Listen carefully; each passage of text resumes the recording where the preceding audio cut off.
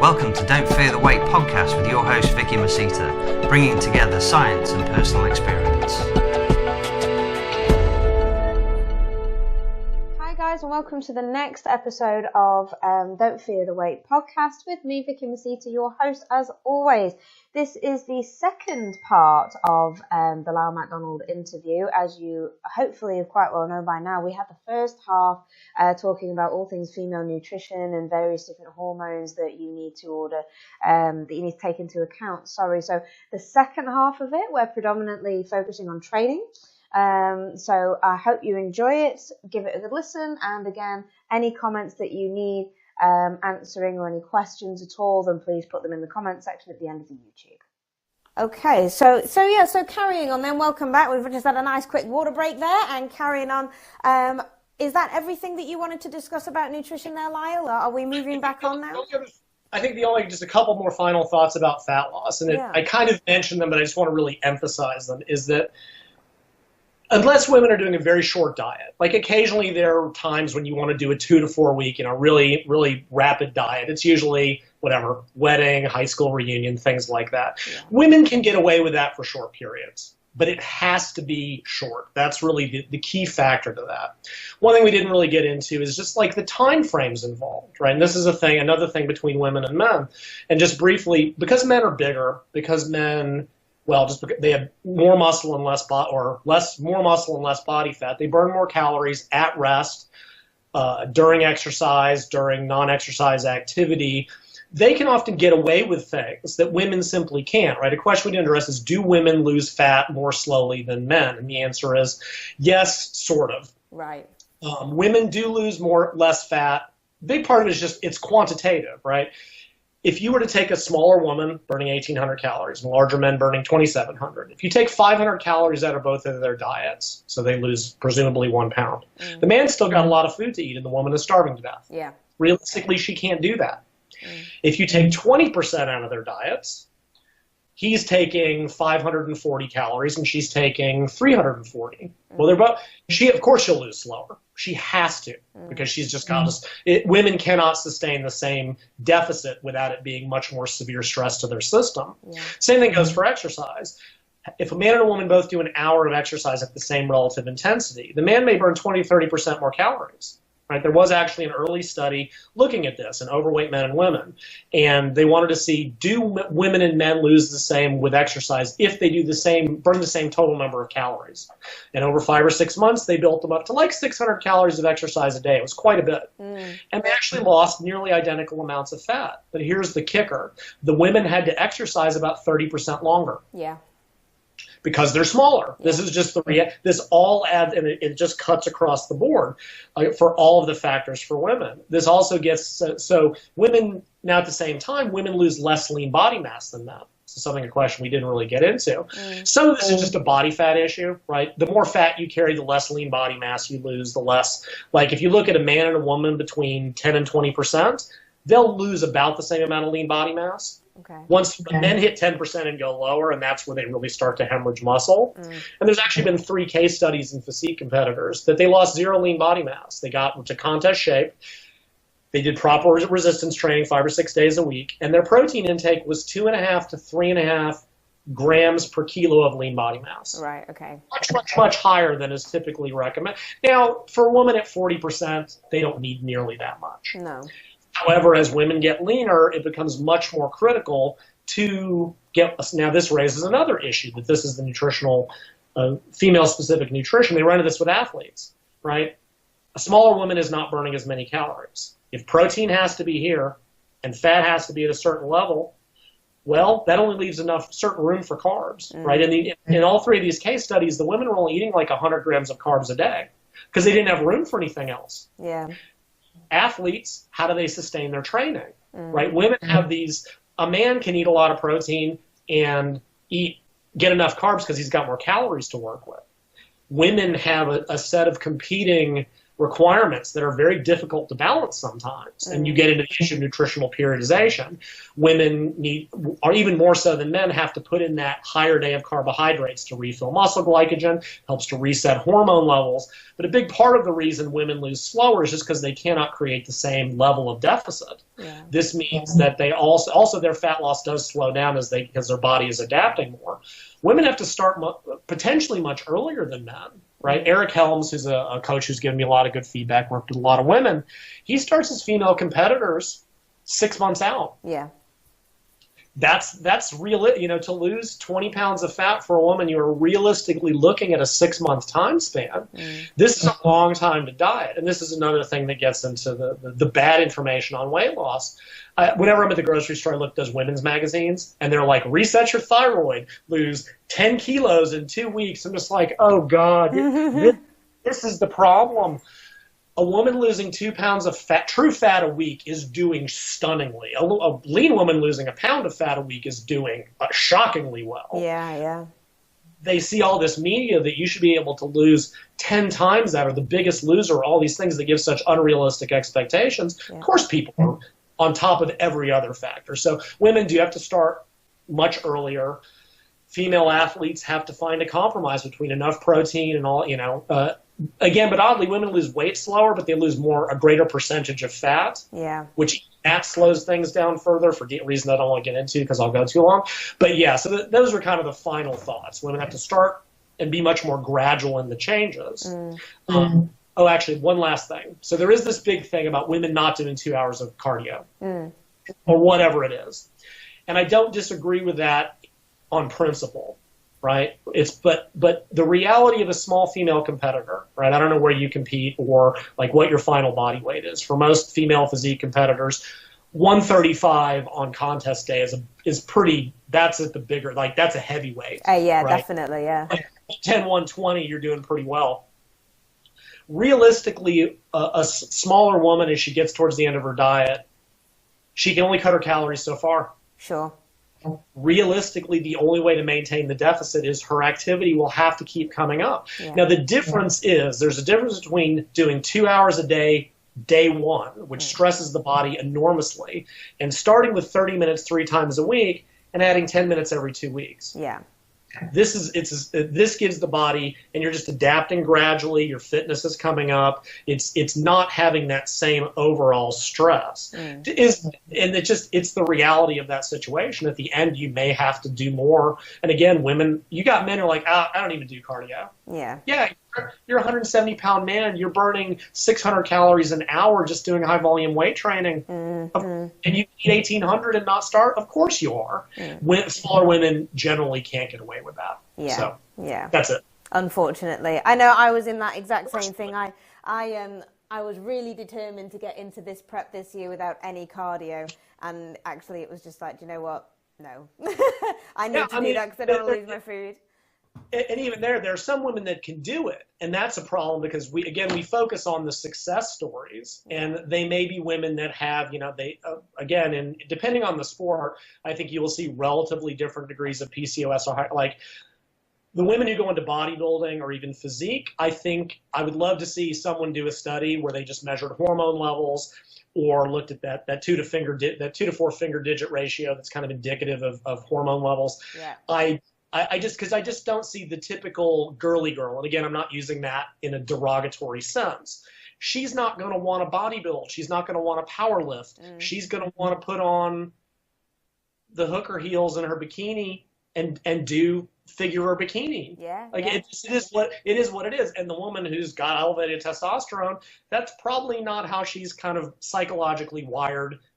There are exceptions, but as a generality. So I think a lot of the women who are succeeding either have genetic advantages, elevated testosterone, and again, we know that there's a drug problem. By the time you add little of a light steroid, little clenbuterol, little T3, you've offset the normal adaptations to fat loss. You're getting a biology that a natural female physique competitor simply can't get. Yeah. And using those, and unfortunately, that's what we're seeing.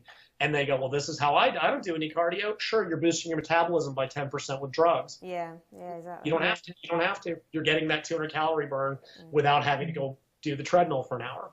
Yeah. So yeah, if you can do it, great. And Eric Helms, I think, has the best advice. Do as little as you need. Don't do 2 hours because you have to or feel like you should.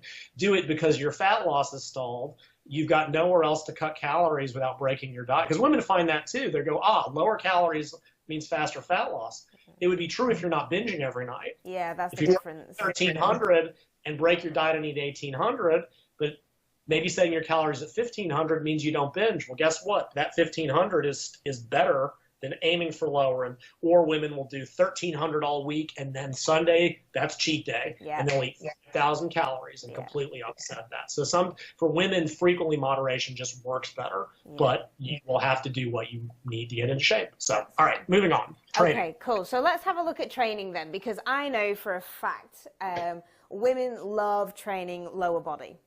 As opposed to, love training lower body, even though you can get some really good muscle soreness afterwards. But predominantly, if you say to a man, would you much rather bench or squat? 9 out of 10 of them are going to bench. And then the women, 9 out of 10 of them are going to squat. So let's have a look at that. And there's both biological and sociological reasons for that. And I actually believe that a lot of the sociological reasons come out of the biology, although they're clearly interacting. There's a sexual selection thing, right? Men with wide shoulders and narrow waists, that's very good genetics, reproductively successful. Women, obviously, certain waist to hip ratio. So just some quick underlying physiology on that ties into training. So on average, women, 10% less muscle mass and 10% more body fat than men. Okay. Now, whenever I mention, I'm talking about averages. Someone will always go, but I can find an elite female athlete that's leaner than, don't care.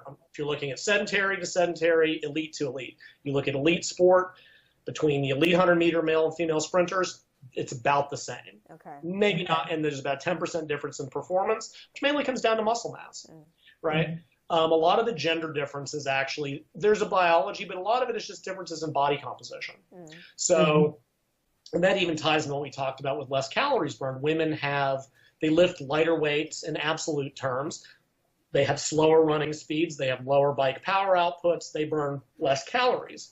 And it's about 10%. There are two sports where women actually are superior to men. One is cold water swimming, and that's actually because more body fat. Women float, it's literally true, and they don't freeze to death. Lean men in ice cold water, they just get hypothermia. Yeah. Women are also superior in ultra and distance events over 52 kilometers. Okay. That's where women. And it's funny, right? If you followed any of that fat adaptation literature, right? There's one big case study of an ultra distance runner. Now, ultra distance running is a slow trot. They're going 5 miles an hour, right? They're not running. They are plodding along. Now, women, because they use more fat for fuel, they don't run out of carbohydrate. They don't bonk. Women are also more elastic in the lower body, meaning they use more connective tissue to get force. They don't use as much muscle force. Estrogen protects them from muscle damage. So men, in trying to fat adapt for ultra distance, are actually trying to feminize their physiology. It makes sense, because women's physiology is superiorly adapted for that type of activity. Right. So looking at women also tend to have about 5% more muscle mass in their lower bodies. Yeah. So even that has some implications. They've got a lower center of gravity. They do have more muscle mass there, which men can chin up way better than women. Well, why? Because women have less muscle in their upper body and more dead weight in their lower body holding them back. Lower body strength, typically women about 70 to 80% of men, upper body 50 to 60% of men. Right. You can see this with any beginner.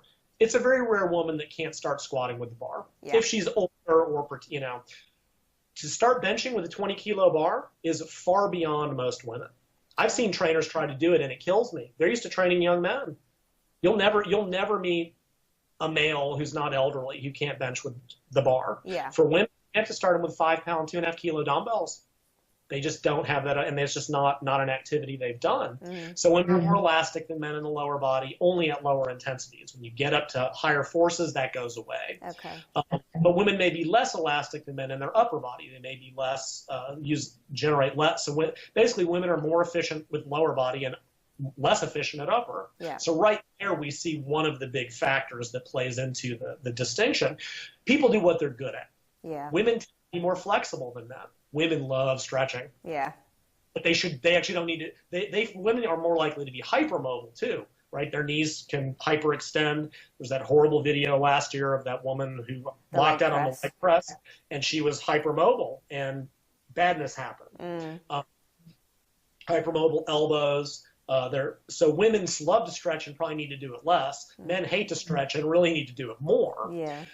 Women tend to be much better at lower body. And of course, they want to have a nice booty and nice hips and thighs, and they think they can spot reduce, which is a whole separate thing. Men want to have big chest and guns. And what's funny is when you do surveys of and ask women what their preferred body part is, it's frequently glutes. Yeah.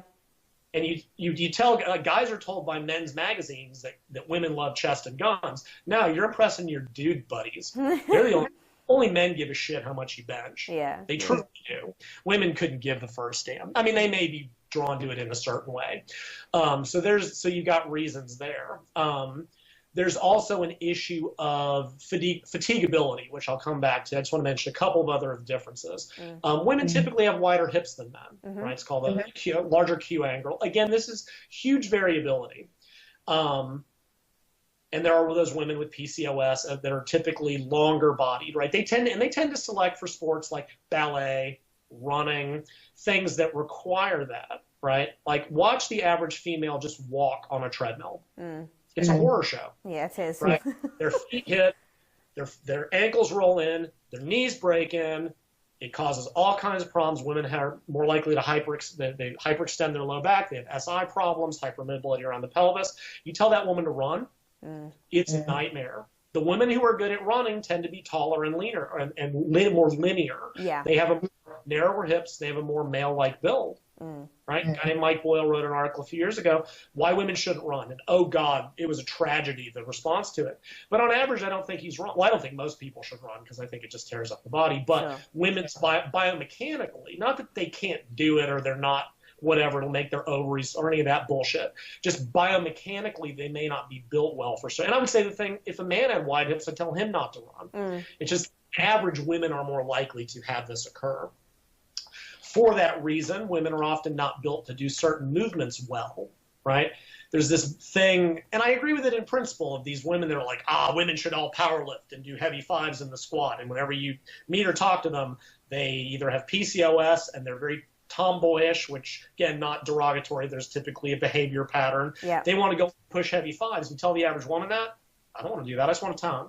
Yeah. Toning is bullshit. It doesn't matter. The point being that they're not biologically, biomechanically, or psychologically predisposed. Some women will move into that. They like getting strong. They want to go a little heavier. They may not be built for this. Yeah. Another issue here, I mentioned that women's upper bodies frequently weaker than the lower bodies. Well, that makes it very difficult for women. A squat, their leg strength may be able to handle it. They may not be able to shoulder the bar well. Women, when they deadlift, their upper body is much more, their legs can lift more than their upper body can stabilize. You see this in Olympic lifting. The Chinese Olympic lifters, or I'll probably mention them a few times because they make a good case study of this, they're dominating the sport. Yeah. And if you go back and watch Beijing, the female Olympic lifters, the Chinese, their upper bodies are jacked. Yeah. Like they have belts bodybuilders would kill for. Now there's a lot of drug use clearly, but if you watch them overhead in the snatch or the clean and jerk, they are rock solid. Yeah. Because they've got the upper body strength to match their legs. Watch the American females, watch the European females that aren't doing that work. And they're just like this. So women may need a little bit more upper back work if they're going to do these kinds of movements, right? Look at how popular glute bridges got. Now, admittedly, it's a good movement for the glutes, but what did it do? It allowed women to train their glutes progressively while taking the upper body out of the movement. Yeah. And that's key. If you can't overload a muscle, you can't make it grow. So frequently for women, you have to make exercise choices, and I'll touch on this again in just a second. So that is something to consider. The wider hips, the fact that their upper bodies may not be built for certain movements well, on top of not enjoying them, but they probably don't enjoy them because they're not built for them. It's a weird kind of circular thing. Yeah. Going back to the upper body strength, you can get women, to a 60-kilo squat, especially if you don't make them go full. For a woman, a bodyweight bench press is huge. Really? Just go look around, not a powerlifting gym. Yeah. Go to the average gym and the average female. If she's benching 35 to 40 kilos, she's doing really, really well. Yeah. It just surprises me when you say that, because obviously I'm in the gym and I lift heavy, but I'm surrounded by mass monsters as well, and my bench has just gone up to 67.5 kilos for 10 reps. So when you say to me, obviously I know that there are exceptions, and for the average woman, exactly, this is what we're talking about. And now, of course, some of that is, you get good at what you practice. Frequently, if you're bad at something, you don't work hard at it. And that's another issue that's more of a practical one for women, is that either because they're afraid of gaining muscle, or they've just gotten a lot of negative feedback, right? Like, I laugh so hard. Men do this in every sport I've ever been in.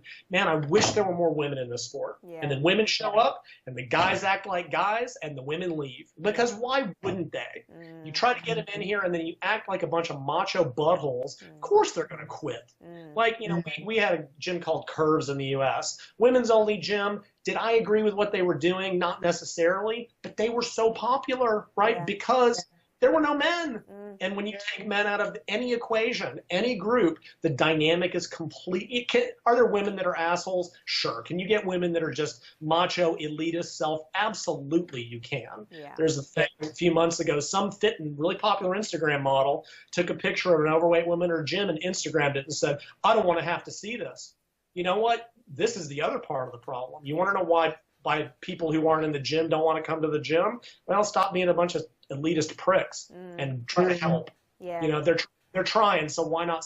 Anyway, that's getting away. But a lot of women, they don't push themselves in general, and they certainly don't push themselves on upper body work as much. When they do, they just don't make the same progress up there. And a lot of it is just biomechanical. It's just where the muscle mass is located. It is what it is.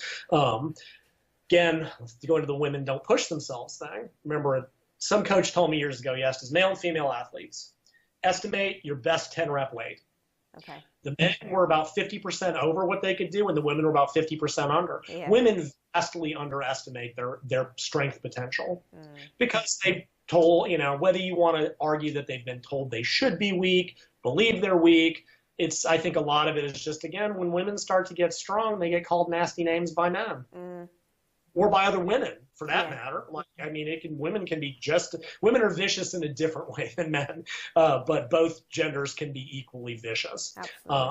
So anyway, a couple other things. At puberty, for some reason, I don't know why, women's quadriceps get strong and their hamstrings don't. They get quad dominance. I have no idea why.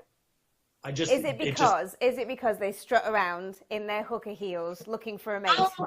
Yeah, I don't think that happens at puberty, though. I think that's happening. True. Yeah, sorry. This is a biological thing, and I wrote. This will get me into trouble. I wrote on my Facebook group where I'm particularly obnoxious. I'm like, I'm just going to chalk it up so that it allows them to get into freakier sex positions, and I'm just kind of leave that there because I really don't have any reason, but this has another implication, right? When women started entering sport, they started coming up with like 3 to 9 times the knee injuries that men got. Okay. ACL injuries, anterior cruciate ligament. The military saw this as well. As women started entering the military, women were getting more stress fractures. It's a bone density thing. Yeah. They were getting and men get knee injuries because other men run into them at high speeds. Yeah. Women were getting knee injuries jumping, landing, cutting side to side in, field hockey and soccer, football in other countries, and sports of that nature. And the question was why. Some of it was wider hips, their knees break in. Estrogen may have a negative impact on the ligament. Some women have, the ligament passes through this notch in the knee, and some women have a narrower notch that acts like a pair of scissors. Okay. The hamstrings fire 100 milliseconds less than the quads. And that allows the knee to shift just enough that if all these other factors are there, the knee blows out. Right. So a woman plants her foot, cuts, her knee breaks in, the ACL's just the wrong spot, she blows her knee out. Now, there's been a big focus on teaching women jumping mechanics and landing mechanics and cutting mechanics that is really decreasing that. But some of it, a big part is social. It's fitness. And the military is very interested in this because they're tired of blowing women's knees out in boot camp. Yeah. And women that have done regular progressive training for 7 months have lowered injury rates comparatively. It's a basic, and even at the collegiate level, female athletes are much closer in fitness to the general public, whereas male athletes are much closer to higher level athletes. Right. But this is really a social thing, which goes back to something I mentioned earlier. Traditionally, women have not done sports at a young age, right? I grew up in 1970s America. I played Little League football, American football. I played Little League soccer, European football. I played baseball. You name it. That was just part of my structural upbringing. We had PE. When I get into high school, I had mandatory sports. All of this was part of my upbringing, and women traditionally have not done that. So they are being thrown into sport at a collegiate level or a high school level. They don't have just even the general physical preparation that the boys have gotten. And that's, from a practical standpoint, women may need more GPP. They may need more general physical preparation that a man already has, right? Now, what's funny, like, men start training in their 30s, and they're like, well, they haven't trained since high school. Well, I stopped benching at 315. I think I'll go to that today. Like, it's really funny to watch.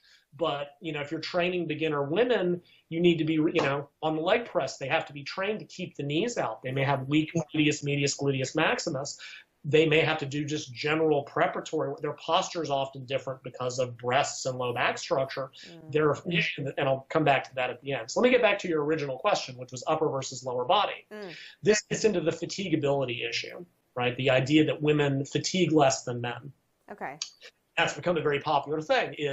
It's being stated very across the board that women fatigue less than men during weight training. They can do more repetitions, recover more quickly, train more frequently, and there is some truth to that. Okay. What's found is that at submaximal intensities, women do fatigue less, right? And for submaximal, like if you're looking at high-intensity interval training, 45 to 60 seconds, women generate less lactate, they recover more quickly, so they may need to do more volume, they may need to take shorter rest intervals, right?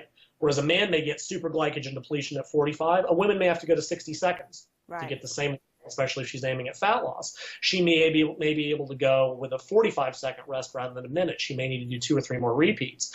If you look at sprint training, right, maximal sprinting, that goes away. Right.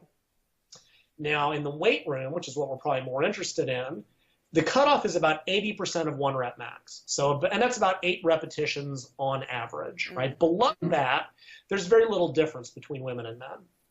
They can do about the same number of repetitions at a given intensity. But above 80%, they can do many more. Oh, right. So if you look at like 20% or 60% of 1 rep max, a man might get 17 to 20 reps. Women may get 35. Right. That's a huge difference, isn't it? Oh, no, it's enormous. And it's typically more pronounced for lower body because they're more elastic, right? Women will bring the leg press back. Women, for some reason, will not lower the weight more slowly. They don't like a slow eccentric. And I think that's because they're trying to be more efficient. And it's harder to get them to slow down. But especially lower body, man, they can leg press for days. Yeah. But that ties in with another thing. If a woman's I'm doing sets of 20, well, she may be working at 50% of her 1 rep max, and that's just not heavy enough. And a study just came out. They had men and women trained by rating of perceived exertion, and a woman's self-selected difficulty was at it was like at 55% of 1 RM because they are so much more fatigable. Right, got you. So when you get into powerlifting, most of this effect goes away, right? Eric Helms, he hasn't seen a big systematic difference. With bench press, because they're weaker, women tend to do a little bit better with a higher frequency. Thing is, squats and deadlifts overlap. There's a lot of that going on. For bodybuilding, it's a little bit different. And a big part of the reason for all of this, on top of the biology, is because they use less weight, because they generate less power, women generate less fatigue. Right. So this gets into this is a long way of getting to the upper lower body thing, right? A woman can do a set of 15 in the squat, rest 15 seconds, and go again. It's amazing to watch. I've never been able to do that. It depends on the woman, and also a lot of women are just using weights that are not challenging. Right, okay. But a man does a set of 15 in the squats, and he has to go lay down for about 10 minutes. Yeah. Lower body training for men is much more painful. because they are using more muscular force, they are generating more fatigue. So of course they don't like training legs, on top of the social and the preference, and it's this big kind of combined issue. Women love training lower body. They like, look at all the booty stuff. That's where women want to go, and they don't want a big upper body, generally speaking. Bodybuilders' physique have to balance that out. Eric has pointed out to me, in bikini competitors get judged on having an excessive upper body. So they do a little more booty work. But that's the nature of the sport. So you get into all of those issues. So that's a big part of it. So yeah, so women, like I said, for submaximal work, women do recover a little bit faster. And there's some brutal studies. You'll laugh at this. So there's a researcher in Europe that does a lot of this crazy stuff, and he had men and women do 10 sets of 10 at 75% of max. Okay. That's a hard workout. And the women recovered much more quickly than the men. Like, they were ready to go a day or two later. The men took 4 days. But when they had to do, it was either 10 or 20 sets of 1 at their 1 rep max. Okay. That's just crazy. Like, yeah. 20 maximum singles. And there was no difference in workout recovery. So again, at submaximal intensities, it's absolutely true. And as you get into heavier intensities, that tends to go away. Okay. Again, the Chinese female Olympic lifters. Olympic lifting by its nature is submaximal. Right? A maximum clean and jerk is about 80% of a 1 rep max deadlift. If you're working at 90% you're at about 72% of your max strength. That's very submaximal. There, women, they can bounce and bounce and bounce out of a squat. They hit bottom and get stuck, and they can just go boing, boing, boing. A man gets one chance. Women, because of their hips, you'll see their knees break in, and they can stand because they've got the hip structure. The Chinese coaches, they do more sets at 90% of max, like they do 3 or 4 more sets. They do 3 weeks of heavy training versus 2 for the men, which is all taking into account this fact that they're using lighter weights in an absolute sense. Their upper body's probably a little bit more limiting, so they're not taxing their legs as much. So they do train kind of fundamentally differently. Yeah. There's also an oddity. Women seem to warm up somewhat more slowly than men, especially for heavy weights. I don't know if you've found that. Again, there are a lot of it. I don't know what it is. I don't know if it's a nervous system thing or a lack of practice thing. Eric says with his female powerlifters, it often takes them longer to get where they can express a true maximum. I don't know if that's neurological or psychological, but again, if you don't have the upper body strength, holding a heavy bar on your shoulders is scary. Yeah, it is. It doesn't feel stable. Yeah. And getting that little bit of extra strength, or using good mornings or whatever to get women used to that and get psychologically over almost the fear of lifting heavy weights takes time. Yeah. And you have to do it gradually, right? With the beginner, I would absolutely go in higher repetition ranges. The average woman, you're not going to convince her to do heavy reps. I don't want to get big. Okay, we're just going to tone or pump or whatever. Then as they start to feel stronger, they often are like, I like this. And maybe you push them to 8 to 12. And they dig that, and then but it may be, I've never met a man, this gets into psychology. I've never met a male trainee unless he was in his 60s. What do you want to do? I want to get big and jacked. Yeah. 100%, no exceptions. Women, not so much. You just don't see that on average. Again, I've trained powerlifters. I trained one. She'd been a boxer. Okay. And we would just fucking butt heads in the gym. She was combative in every sense. And training her, and she had a very stable menstrual cycle, and we'll talk about that next. She was very much like training a male. Their training partner, who had a lot of psychological issues associated with went to failure all the time. Okay. Getting her to push, she was psychologically programmed for failure. I had to give her nothing but success. I couldn't train her similarly. Yeah. And sports psychology is even different, right? Team sports, especially women in team sports, it's about the group dynamic. Women love exercise classes. They love group training. I watched 2 girls yesterday at the gym doing tricep dips on a bench. Okay. Synchronously facing one another. Oh my God. I've seen men and women do that kind of crap in the gym too, and then kiss and then go. It's like, oh God, just. But anyway, yeah, women who get into powerlifting, like, they typically are more individual athletes. Motivating male athletes is easy. You just call them a girl. Yeah. Did you leave your purse at home? Yeah, you leave your purse at home. Like, what? That doesn't work in my experience with most women. No. It can. There are women that it certainly does, but by and large, you do need to take a slightly different approach. Yeah. That's the psych. But again, yes, they're all individuals. We're talking only in averages. So those are kind of some of the big issues. Some other random stuff. Women have been found, since they're more elastic in the lower body, women may benefit from doing more paused lower body work. Okay. To eliminate, if you're trying to tax your muscles, you may benefit from lowering it under control, pausing to let that elastic, that rebound component dissipate before pressing up. Women have been shown in the lower body primarily to be able to lower more weight than they can lift. Oh, that's interesting. Yeah. Found one paper on that, and they may benefit from doing, some eccentric emphasis, 2 legs up, 1 leg down on the leg extension or leg curl. Like, I wouldn't do this on squatting. Pause squats can be done. Obviously, super maximal eccentric squats, you need a very good spotter. Yeah. But there are movements, modifying movements like that may be beneficial for women specifically to get more of a muscular overload. Yeah. But again, it goes against their inherent tendency is to drop the weight quickly and rebound it because it is more efficient. Yeah. Also have to go very much against their biological tendencies in that regard, and that just takes a lot of coaching and cueing. So again, it's not as common in the upper body though. If you think about it, right, if you want to get way up your butt evolutionarily, whatever, men needed bigger upper bodies. And it's even theorized men's central body fat. It's to protect the organs against getting beaten on by other men. Like, men had to be combative and compete in a way women didn't. And I don't know, whatever, throwing spears. I don't know, whatever the hell you want to argue for having more elastic. Whereas women, if they were the quote-unquote gatherers, they needed to be more efficient metabolically at submaximal stuff. They couldn't burn up lots of energy or do a lot of muscle damage. They had to do other things. Yeah. So you've got a lot of, that's probably the basis for it. But more important is that these differences exist and need to be considered. Okay. So let's go back to the menstrual cycle and how that might modify training, because that's a big thing that's coming up and getting very popular to discuss. Okay. So we talked about that, estrogen tends to be very positive for muscular remodeling and growth. Yeah. Progesterone tends to be very negative. So kind of a first approximation, it makes you're going to get the most growth logically in the first half of the cycle and then the second. Okay. And there's been about 5 or 6 studies that have actually done that very thing. And what they typically do is they either do most of the training in the first half of the cycle, like 10 workouts and then 2 in the second half, or they do 10 in the second half and 2 in the first half. So they just balance it out. Right. And one had a third group do just evenly across. And with one exception, all of them have found that clustering the training into the first half of the cycle gives more growth and strength gains than clustering it in the second half. Okay. Which makes very logical sense biologically. Yeah. The one that didn't, I don't know if it was an anomaly. It was interesting, though, that the studies that showed a benefit were all in the legs. The one that didn't was in the upper body. Oh, right. Okay.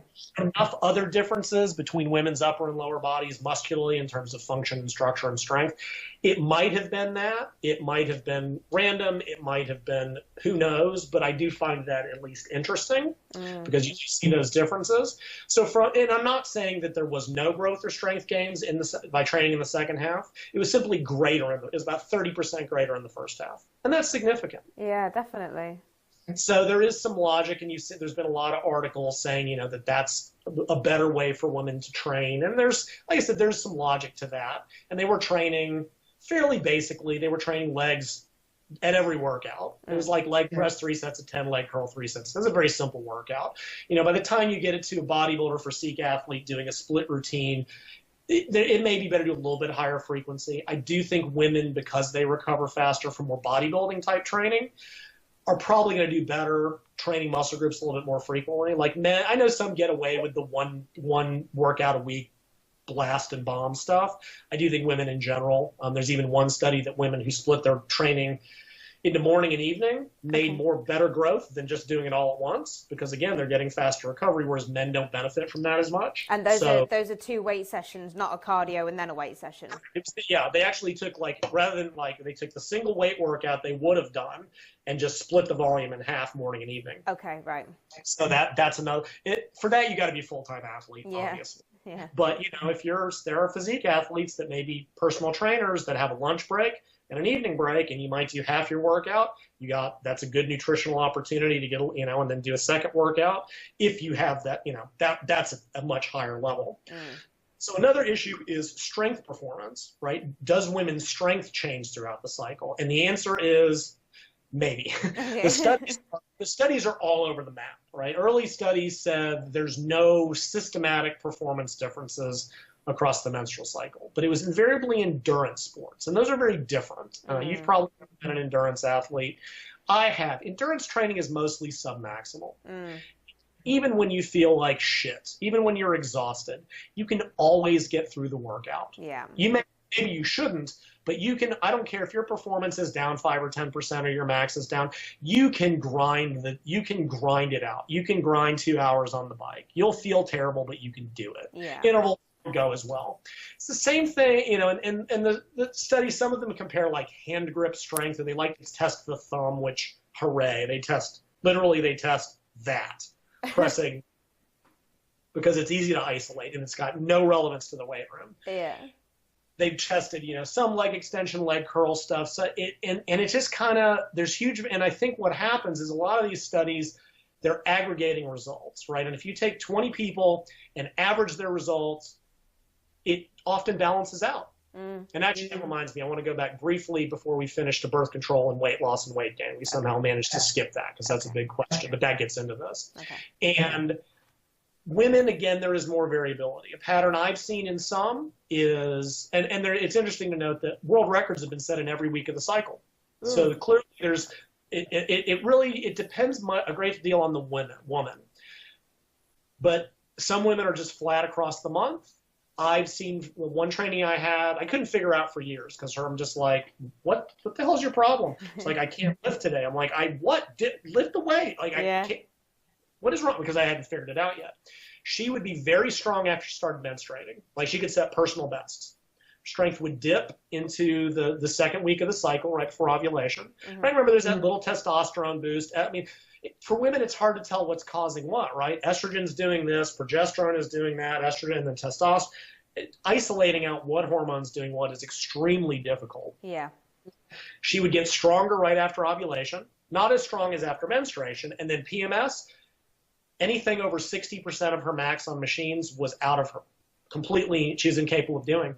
And studies have shown coordination frequently goes down, power goes down, women are a higher injury risk. Like, some women, you may have experienced this, they lose their words during PMS. Like, estrogen is very important for brain function. They literally cannot find their words. Yeah. And again, this isn't, I'm not saying it just is what it is. It's just part of the normal biological rhythms. I'm not saying it's bad or makes women, just it is what it is. So for her, and I even saw one cycle, she was doing 2-a-days. And I'd been doing this for a while. And in the morning, she was in PMS, and she couldn't lift for shit. At lunch, she started bleeding. And in the evening, she hit personal best. For her, there was a switch that flipped. It was bizarre. And once I figured that out, I was like, fine. Once you start bleeding, we're going to go hard and heavy. Then we're going to drop it to 80%. She was doing a lot of Olympic lifting and heavy stuff, plus bodybuilding. Ovulation, we'll go a little bit heavier, and then, if I know you're going to lift like shit during PMS, I'm just going to give you an unloading week, right? That's how power athletes train anyway. So we'll just go in, pump it up on machines, get some time in, make you feel better, and then wait, and we'll start all over. And that worked way better for her. Right. There is so much variance in this. Women will have to just track their own performance, and they have to be their own best scientists. Of course, you start to add birth control. One benefit of birth control for athletes is it flattens this out. Yeah. Right? With female athletes at the elite level, or even like your competition is when your competition is. Well, what if it's going to fall during your worst week of performance?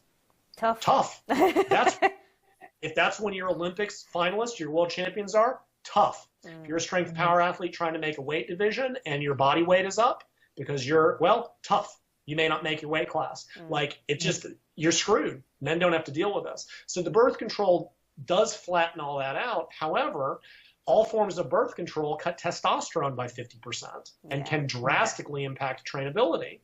That depends on the type of birth control. If women have to be on birth control, the third generation progestin has the least negative effect in terms of trainability. One study compared second gen to third gen, and the second gen gained, it was only like half a kilo difference in muscle, right? Now for general population, doesn't matter. But for an athlete looking to maximize their muscle mass, that is significant. That's a pound that you didn't gain, possibly a pound every 8 weeks. So and I know a female powerlifter in my group who went off of birth control. Her testosterone like tripled, free and total. And she put something like 50 pounds on her total in a matter of months. Like, it was really an enormous difference for her. So it's very much pros and cons kind of thing. So for the listeners, the third generation progestins contain desogestrel, norgestimate, and gestidine. And they'd have to look up unfortunately, most doctors give second generation. There's slightly less risk of an embolism, so that's kind of the first choice. The fourth generation progestins, which is like Yasmin, it's got a compound called drospirenone. Yeah. Women love it because it causes weight loss. However, they are anti-androgenic. They bind to the testosterone receptor and block any positive effect of testosterone.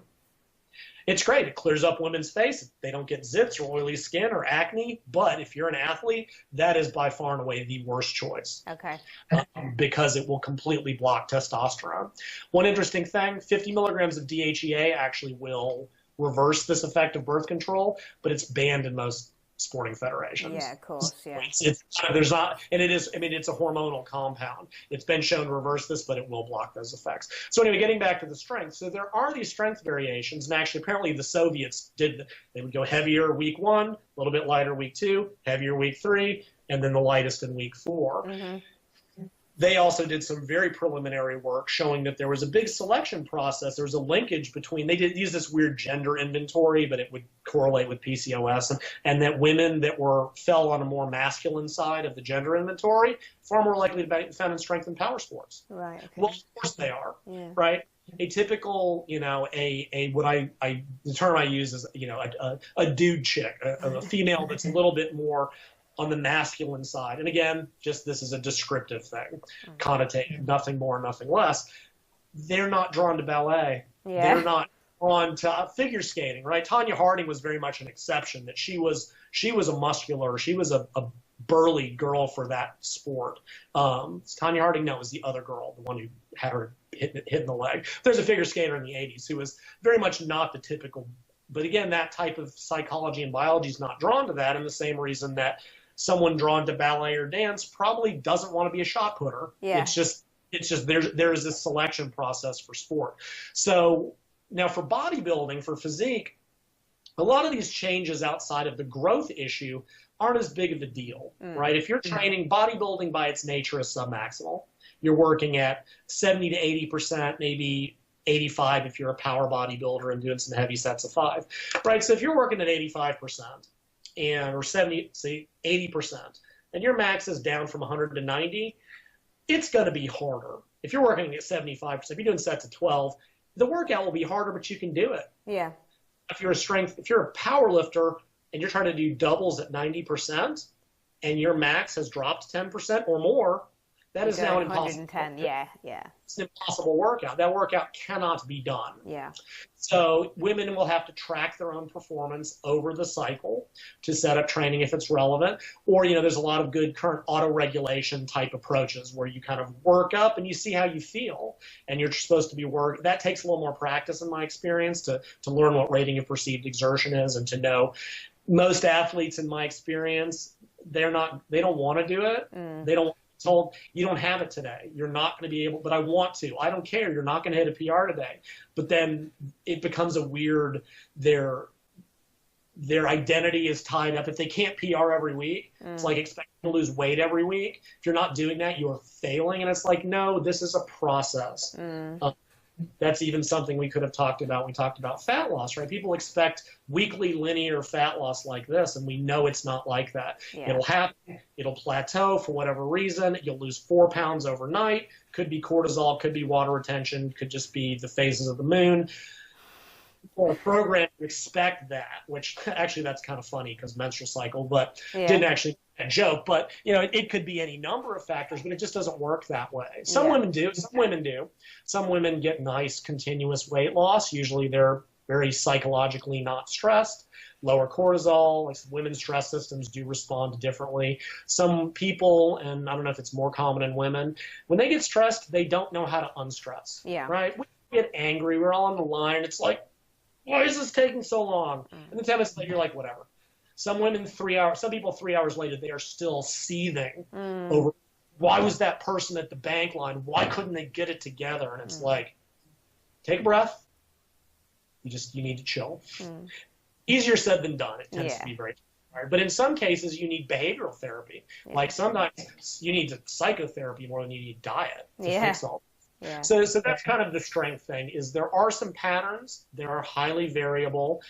Need to track it. It's very goal specific. Again, the general public probably not working heavy enough for any of this to matter. But even as a coach, if a woman's really hit hard by PMS, she may not even want to be in the gym. Well, assuming she shows up in the first place. Like, it's one of those funny things. Regular exercise does improve the symptoms of PMS, but kind of like with depression, it's really the last thing you want to do sometimes. When you feel like crap and you just want to stay at home and be sad and watch Hugh Grant movies and eat chocolate. And I realize I'm being a little bit obnoxious, but as an endurance athlete, I would frequently get what I would call male PMS. You start to overtrain, and my feet would be swollen. I'd want to just cocoon with my buddy, and we'd watch movies and eat chocolate ice cream. So but you may have that feeling who comes in and just it's not there. Well, as a coach, you have to be willing to adjust. Do something different. Play with the kettlebells. Do some circuit training. Do some light machine work. Just do something to get her in to get a workout. You can't force it to happen. You can't. And if it's not there, you have to certainly take that into account. Another friend of mine who's a therapist, he's just like, I never know who's walking into my office on any given week with women. Yeah, because we're always different every day. She's emotionally broken down. I'm like 2 minutes into the session, it's like, okay, that's who I've got this week. And you have to be willing, again, I'm not as a negative, just you need to be willing to adjust to that. So I think that kind of basically covers the training physiology. There are some practical issues I think a lot of people forget that, did I write this down? Talk about injury risk. So we talked about the mobility issue. Some women can double jointed, and there's tests out there. Women, if you can pull your thumb back to your wrist, whatever, a trainee of mine, she would kind of laugh at me. She could do that toe point with that little bit of extra curl. She's like, I'm like, I don't bend that way. Men just generally don't. Women may need more prehabilitative work around those joints. If their triceps, if their elbows are going to hyperextend, you better teach those muscles to stabilize the joint, stabilize the shoulder. They may need more pelvic stability because and pelvic mobility changes throughout the cycle. Women are more prone to SI joint problems. They've got the issue of their knees breaking in during squat, leg press, jumping, landing. They're going to need to do hip external rotator work. A lot of women have got, clamshells, X-band walks, glute bridges with a band around the knee. Fantastic exercise because they have to push the knees out to activate the hip external rotators. They get that hip extension. In some cases, you just got to pick better exercises. With wide hips, this just kills me. You've seen this. Beginner females who don't have a fitness background, who may be carrying extra body weight, who've got wide hips, they get some 130-pound or 150-pound male trainer that starts them on walking lunges. Oh, and God, I know. It's just a tragedy to watch because trainers forget, I've been doing this for 20 years and I've got a body structure that's, you cannot do that. Everyone's like, the leg press isn't functional. I don't care. You give them what they can do safely till you get those muscles caught up. Talked about how they may be limited in lifts like squat, deadlift, clean by they may need more upper back strength, upper body strength in general to stabilize it. Other potential issue, women's usually have smaller hands and smaller wrists. Their grips give out, right? In Olympic lifting, they actually have a narrower 15-kilo bar that the women lift on. Powerlifting doesn't do that, so women with small hands are just screwed. I know a female online, and some male told her, don't wear straps. Grip is right, and if you're a male with a big hand, grip is easy. A woman with a weak grip and a smaller hands, if she needs to wear straps to train her back effectively, well, do it. Don't let her grip catch up, but do not let her grip limit the other muscles. Women with long hair, right? Ponytails get caught on the squat bar. That is the worst thing. I have seen it. They drag them down onto the floor. Yes, do men have long hair? Sure, but again, it's on average. A woman bench pressing, if she's got a ponytail, it's going to kink her neck on the bench press. They may have to take their ponytail out to get into a good bench press position. if they wear heels a lot, they may lose calf flexibility. Yeah. The Achilles tendon can actually permanently shorten. They also, because of heels, that tends to kick, it puts them up on their toes. They have to hyperextend. Their low back can get a little bit high, and women are already more prone to that. Then you've got boobs. Yeah. Right? Women, and of course, boob size varies drastically. Yeah. Women typically built for strength power sports because of their hormones and biology, typically not very large breasted. Olympic lifting coaches actually, when they're selecting for females for sport, they deliberately look for girls with a small tricep skin fold, small breasts, and narrow hips, because those women tend to grow up with a certain biology. But women with boobs, not only does it cause them to have to arch their back to keep their chest up, many women who develop boobs early on will frequently, because they get made fun of or attention in school, they cover up. They learn to hunch and cut because they don't want the attention. Yeah. And you have to retrain that posture.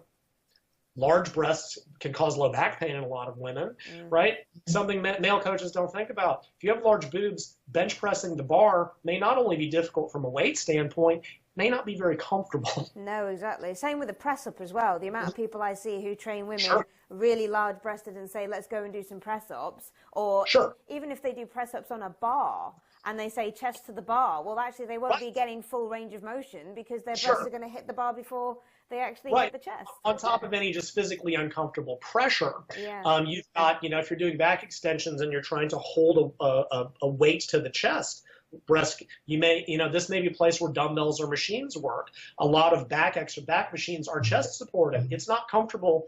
I would imagine for women, it's one thing when you have a muscle here to have pressure against the pad, but if you have large breasts, I'm sure implants add a whole different set of issues. It's funny you mentioned that. As powerlifting has gotten more ridiculous, I am waiting for the first male to get implants to cut his range of motion on the bench, and it will not strictly be against the rules somehow. You can't put it under your shirt. You cannot put a fit, but it will be like somehow somebody's going to do this and argue that it is still within the realm of the rules. Of course, I'm sure with a 400-pound bar, they would probably explode. Yeah. Even for Olympic lifters, women who try to do the power cleans, and men that have very large abdomens, or women, they have to loop the bar around, they have to use a different bar path. Well, women with larger breasts cannot keep the bar in close. They have to physically loop the bar, because otherwise it's actually going to catch the underside of their breast. So these are all issues, and I'm sure there's tons more. The big one, it's much harder to increment weights for women for a number of reasons. One being that they make the same relative strength gains as men, but they're smaller absolute gains, right? If a woman can bench 50 and a man can bench 100 and they both gain 10%, she gained 5 but he gained 10. Yeah. Well, what are most weight increments in the gym? They're 1.25 to 2.5 kilos. Yeah. Right? If you have a woman who's bench pressing 4.5 kilos, I think in pounds, so 10 pounds. The next dumbbell up may be a 7 kilo weight. Yeah. A 50-pound dumbbell. This is a 50% increase. Yeah. Would you have a man go from 10 to 50? Absolutely not. But the weight increments may not be there, and you can get micro plates. Frequently, a woman may have to stay at the same weight longer or use a larger rep range. She may have to go from 6 to 12 or 6 to 15. Add weight and she'll go back to 6, because that's because if you add a small amount of weight, it'll take her from 8 to 0. Yeah. Very common thing. Machines can be better in this sense, in that they often have micro loads that you can twist on, but frequently it's still in that same 2.5 kilo weight. It's just way too much. Yeah. So you may have to find different way. I even with some trainees, I would use for shoulder press, actually anything, I could get like a 0.5 kilo wrist weight. Okay. A shoulder press with a wrist weight, the resistance is still in the same place. Plane, yeah. Or a row, but it allowed me to add much smaller, or if you got one where you can add little sandbags, you can progress very much more gradually. So that's just a very practical issue. Yeah. Women, we didn't really have much time to talk about this, gain weight and muscle much more slowly. A woman who's gaining a pound a month is doing great. Most of the beginner studies, they gain 3 to 4 pounds of muscle in 6 months, which is why the whole I get big is ridiculous. Yeah. That means that for women actively trying to gain muscle, they don't need a very large calorie surplus, if at all, right? If you're at a pound a month, it's about 3,500 calories roughly. Over a month's time, that's just over 100 calories a day. Yeah. Surplus. That's nothing. No. That's peaceful, right? Yeah. That's nothing. I have seen recommendations in a recent book for women to gain a pound a week. Well, now you're gaining 3 pounds of fat a month, and we've already established, and as you talked about last time, it may take 30 weeks. It may take that's an extra 2 months of dieting for her. Yeah, exactly. By doing, the GFH approach to muscle gain. Yeah. Women need very, very, very, and that can even make tracking very difficult. We can even talk about tracking weight loss. Women can't track week to week because their weight's going to go down, up, down, up.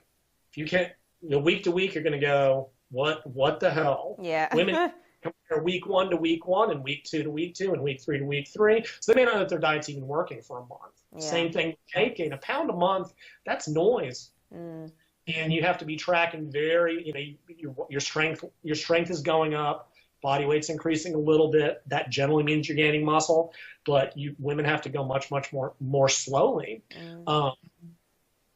Also, in terms of a dieting and gain standpoint, right? So we talked about women may need to diet 6 months to a show. Yeah. But we didn't even talk about menstrual cycle recovery. We could do another 2 hours on this. When realistically women dieting to physique levels, they're going to lose their cycle. It's not a matter of if, it's really a matter of when. Yeah. Ideally, they should lose it as late as possible with proper dieting, avoiding overstress, refeeds, etc. Yeah. But they have to get back as quickly as possible. And what that means is bringing their calories up, accepting the fat regain, because when women lose their menstrual cycle, on top of everything else, they start to lose bone density. It can potentially be permanent in the long run, right? Women are doing physical damage to their body that men aren't. Yeah. Men's bodies are even less resistant to losing for all this to occur in the first place because their systems just don't adapt like that. So what that means is, okay, a woman takes 6 months to diet. It may take her 2 to 3 months to get back to a reasonable body fat percentage.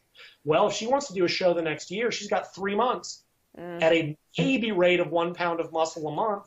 She can't make any progress that way. No, not at all. She diet every other. She'd have to do a contest every other year to have any chance of bringing up weak points. Now a current thing is for women to do more than 1 show a year. Because if you're already dieted down, it's easier to stay there for a little while, or there may be a qualifier for a later event. That's probably better. But now, after that 9-month span, you're going to need 3 or 4 months to recover. Sure. You can even, if you want to do a show, well, guess what? You're already a month behind. Yeah, that's it. So that's another issue. Women have to take very slow rates of gain in everything. PCOS may gain a little bit faster, but it's still, a pound and a half a month, 3/4 of a kilo. It's not much. One other quick thing. I know we need to get going. Birth control and body weight and fat loss. Okay. Does birth control cause weight gain? Maybe. Okay. The lore is that it does. Online, you can find endless anecdotal reports. The studies say, no, not really. On average, studies report 1 to 1.5 kilo weight gain for most forms of birth control. The Depo-Provera shot is the worst. It's like 3 to 3.5 kilos. It's always been the worst. It's a very, very high dose, very nasty progestin, very bad for bone density too. Yeah. The thing is, this is a place where the averages mask the individual results. And a couple of studies have looked at the individual changes. And the range I've seen in one study for different kinds of hormonal birth control, in addition to a non-hormonal, some women lost as much as 16 kilos. Oh, wow. In one study, one woman gained over 30 kilos in a year. I don't know how she did it. I just can't. I don't know how that's even possible. But when you take those numbers and average them, you end up with about a kilo difference because it's all canceling out. So this tends to suggest that it's maybe more behavioral. It's possible that some women are more prone to it. It seems to be that if women are already overweight, it's more likely to cause problems. It may be because the lore of the drug, the lore that it causes weight gain allows people to psychologically, and then they just blame the birth control afterwards. Sure, yeah. And I'm not saying that's what, but it's hard to reconcile the individual reports with what the controlled studies have shown. Yeah. There's even they've done studies where they look at just normal age-related weight gain and birth control, and they're identical. Yeah. Well, typically gain weight as we get older. So, but it's just birth control, since people believe it causes weight gain, it gets the blame for everything else, whether that's appropriate or not. It's the, so it's the self-fulfilling prophecy of birth control. Exactly. And, and sort of looking, the coaches I know that have worked with females, physique competitors, have had no problem getting contest lean being on birth control. Yeah. Recent study actually tracked it was something like 27-figure competitors. Like 19 of them were on birth control of different forms. None of them had a problem. And there you've got a really clear interaction of, yes, they were on birth control of varying types, but these are athletes that have meticulous food control, are meticulously exercising, already well established. So I suspect it's more of a behavioral issue, but there doesn't seem to be, there doesn't seem to be any systematic effect of birth control, which isn't to say there's not an individual problem. Yeah. Actually, a new form of birth control, Zoe, I think, actually caused a couple pound fat loss. Awesome. It's actually, which is interesting. It's actually one of the ones that has a bioidentical estrogen, but it's hard to tell what's going on there. It's only about a kilo, but and Yaz caused a little bit of water loss because it antagonizes that. So there doesn't seem to be a systematic effect. Some women are more prone than others, and it certainly doesn't seem, if your diet and training is in control, to have any systematic inhibition of fat loss overall. Fabulous. So I think that gets it right at the 2-hour mark. I think it does, doesn't it? That was awesome. So just finishing up then, I suppose, with you, Lyle. Let's see, the one thing that us women can take away from this is basically, from what I'm going to get from it, if any of you listeners out there who are female, who are just wanting to start on a weight loss diet or a weight loss journey or whatever you want to do, from what you should have taken back from this is ditch the low-calorie diets, get in the weight room. Yes. Yeah. And ditch the 2 hours of cardio from the starting point. So you want to be doing something gradually, slowly, but actually doing something properly. And if you don't know how to do it properly from the get-go, then find someone who can tell you how to do it. Yes, and if you do find a trainer that tells you, that women shouldn't lift heavy to not get bulky, find another trainer. Yeah. Because it's just not true. It's just what's happened is we have a media image of female professional bodybuilders who are taking drugs that have their testosterone higher than some men's. Yeah. And women simply don't gain muscle. Again, 3 to 4 pounds in 6 months is trivial. Yeah. But women think they're going to get big because they've seen that one very isolated image. But yes, absolutely. Cardio can be done. Don't do too much too soon. Proper resistance training, even if it's twice a week, and that means challenging yourself. I don't mean go kill yourself. If you're not lifting a weight that's challenging in the last 2 or 3 repetitions, it's not heavy enough to do you any good. Yeah. Proper nutrition, and by that means sufficient protein. If there's a single thing women get from this book, it's lift weights and eat sufficient protein, and everything else is kind of negotiable. Yeah. If nothing else, it's critical for bone density, right? Women, this is a big concern both for the amenorrheic female and the general public female, and bones have to be loaded with a high enough force or high enough peak force, and walking doesn't do it. No. Cyclists and swimmers actually lose bone density because they are not gravity loading their muscles. The athletes that have the densest bones, sprinters, jumpers, ballet, assuming they're ballet is notorious for eating disorders, because you're getting that high peak loading on the bone.